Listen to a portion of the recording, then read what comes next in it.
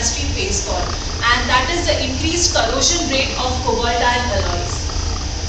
Let's see how, if it's saccharine or if it's the sulfur electroreduction mechanisms that are responsible for it.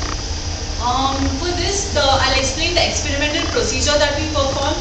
This is a very crude setup of how we perform the electrodeposition. So this is the cobalt iron plating solution, and this is my working electrode, which is a gold disc. So first we electrodeposit the cobalt iron alloys. After electrodepositing, we are rinsing it with water and ethanol, and after that we perform corrosion measurements, which particularly are little genius with voltammetry. So we are performing corrosion measurements on these electrodeposited alloys in a near neutral solution of pH 7. These are the corrosion measurement results. So basically, the way to determine the corrosion potential of an alloy is with respect to its open circuit potential, or which is called as a corrosion potential. More negative is the corrosion potential, more reactive it is, or more it has the tendency to corrode. So for this alloy, we have considered the samples from 0 gram per liter to 1.5 gram per liter of saccharine.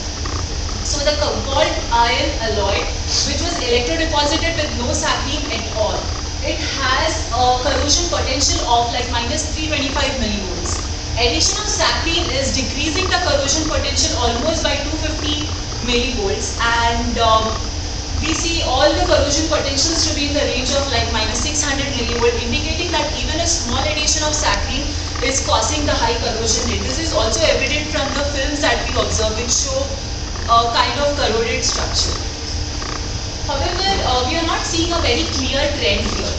We had done some previous work where we could determine the relation between the incorporation rate of sulfur, which I have represented as Rs, as a function of the saccharine concentration. And using this relation, we devised a graph between the corrosion potential of the cobalt iron alloy as a function of the saccharine incorporation rate. And we can see a very linear trend here, indicating that it's not just the saccharine that is responsible for the corrosion, but it's the sulfur electroreduction mechanism or the sulfur incorporation mechanism that is responsible for the corrosion. So this kind of data has been reported for the first time, where we could directly make a relation between the corrosion potential and the sulfur content in an alloy.